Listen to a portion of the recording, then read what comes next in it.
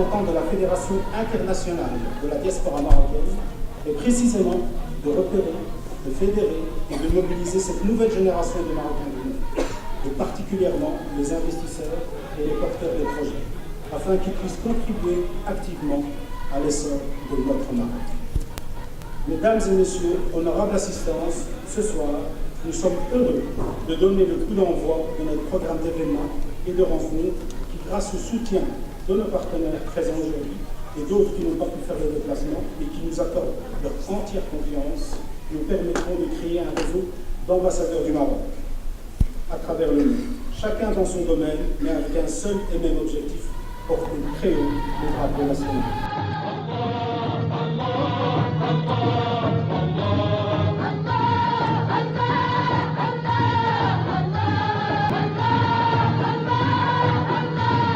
هاد لي زاتونطا وهذا الشيء اللي كيديروا واللي كيبغيو يبدلوا ليماج يقول لك لا العنف، حنا عمر من العنف ما كان في دمنا، حنا هما الدار المضيافين، حنا هما الناس اللي ديما كان عندنا واحد البلاصه عند جدودنا، واحد البيت اللي جا عابر سبيل ولا ضيف ما كنسولوش اش من دين انت، ما كنعرفوش حنا ولد من، كيدق كيقول D'abord, je suis très content d'être là avec mes amis, avec les gens que j'aime. En même temps, je crois que l'occasion, c'est le Massira al-Khadra, la marche verte. Pour moi, c'est une occasion de parler de Massira al-Khadra, comme je viens de faire un film en tant qu'acteur de Youssef Breitel. C'est un film qui a eu beaucoup de succès au Maroc. C'est un film qui trace justement cet événement après 40 ans. Et c'est l'occasion justement pour laquelle j'aimerais bien parler avec les gens et avec la jeunesse qui ne sait pas beaucoup de choses sur le Massira al-Khadra. Parce qu'aujourd'hui, on vit dans un monde affreux. Tout passe à travers les guerres. Et on oublie qu'en 1975, il y a eu Hassan II qui a eu cette idée originale pour faire la marche verte sans couler aucun sang. Et c'était pour moi quelque chose d'extraordinaire. À 40 ans après, je crois que la jeunesse, ils doivent connaître leur histoire à travers les films et à travers des occasions comme ça.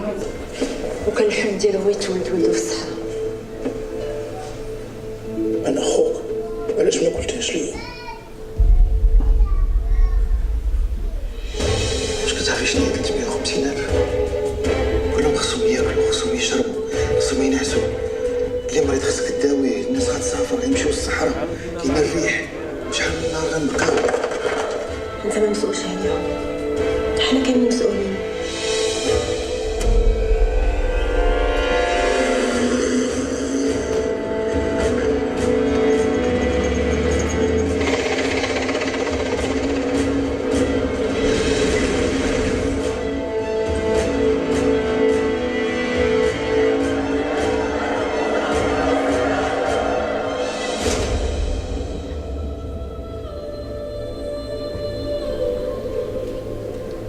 Je suis parmi les fondateurs de la FIDEM, donc vous savez que c'est la FIDEM qui organise aujourd'hui avec l'association des artistes marocains du monde.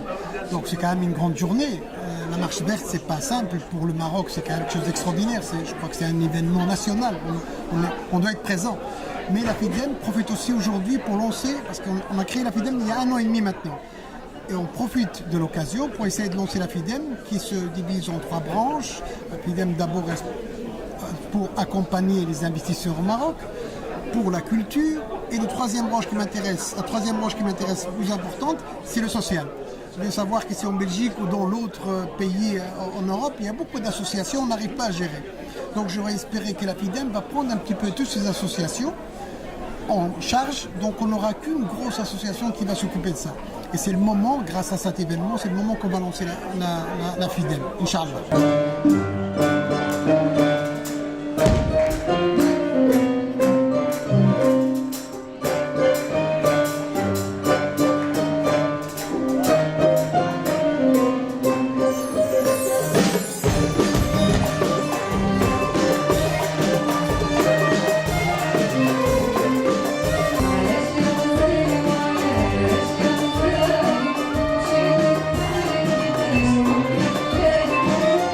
Let's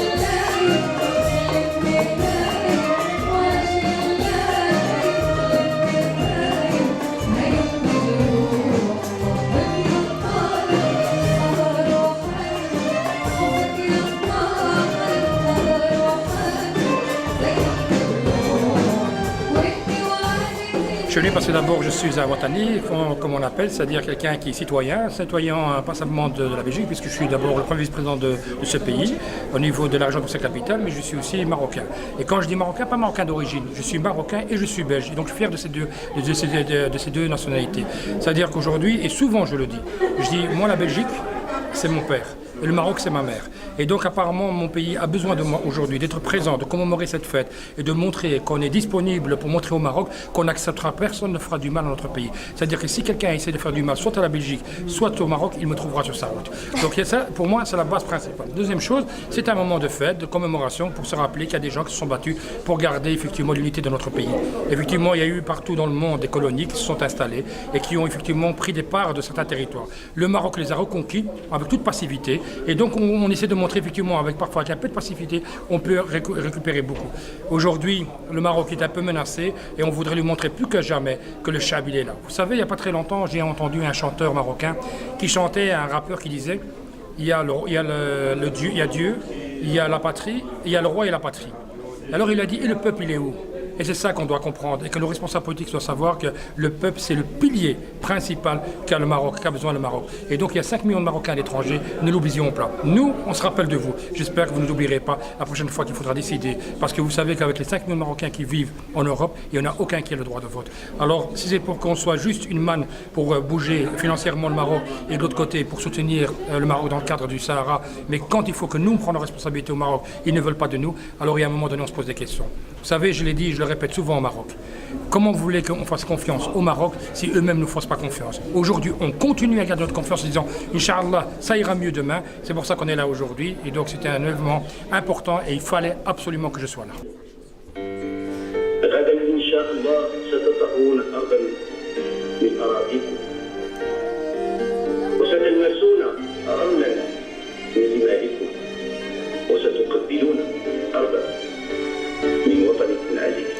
أقسم بالله العلي العظيم أن أكون مخلصا لديني ولوطني ولملكي ولروحي المسيرة الخفيفة.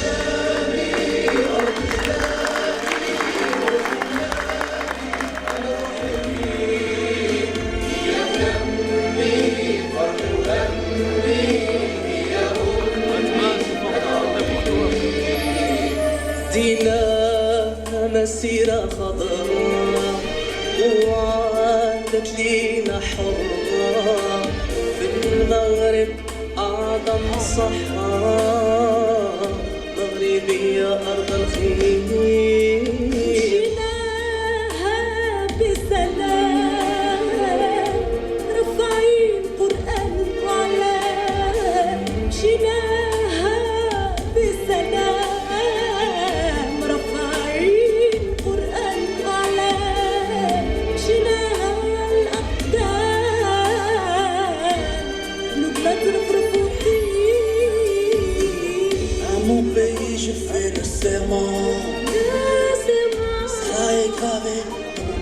Aujourd'hui pour nous c'est une fête pour tous les Marocains.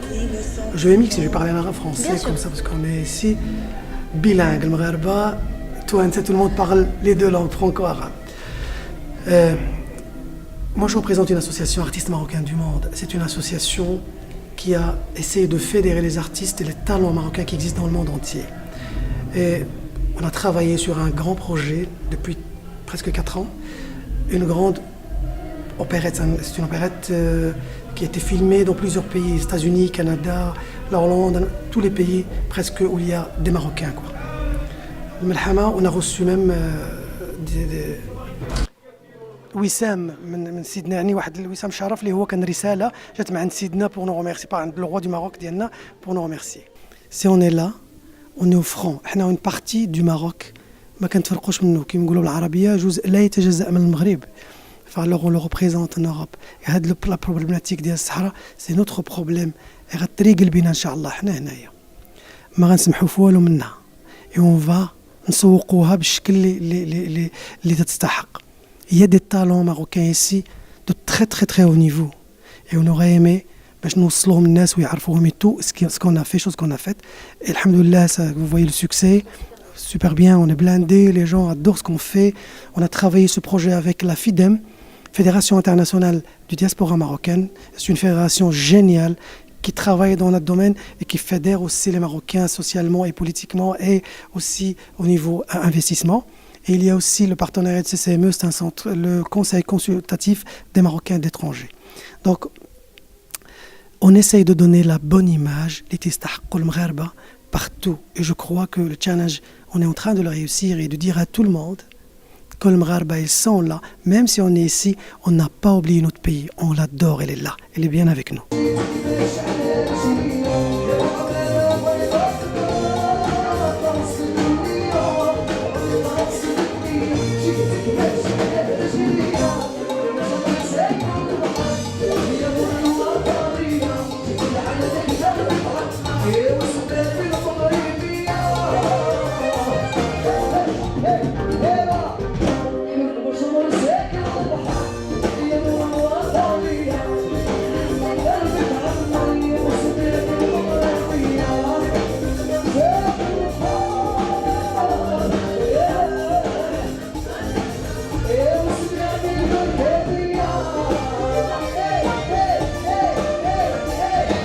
اول حاجه هذا شرف لي انا نكون الرياليزاتور ديال هذا ليفيرمون اللي كبير، وبدوري كنشكر الاستاذ رحيم ادم اللي دار فيها هذه الثقه.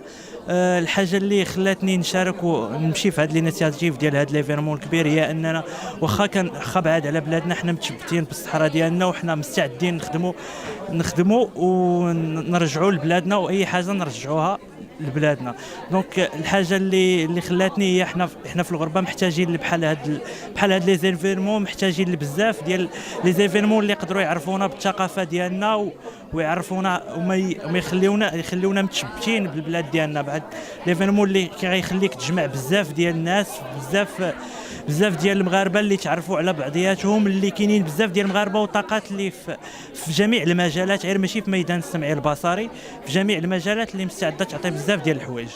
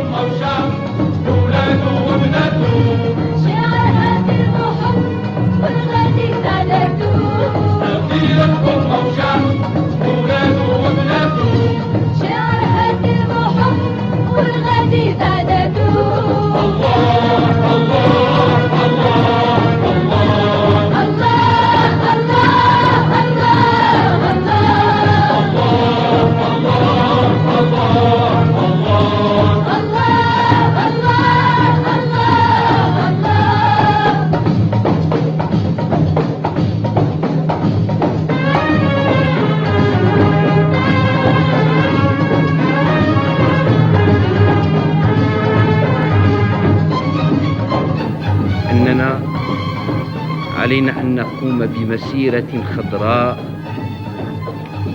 من شمال المغرب إلى جنوبه ومن شرق المغرب إلى غربه. علينا شعبي العزيز أن نقوم كرجل واحد بنظام وانتظام لنلتحق بالصحراء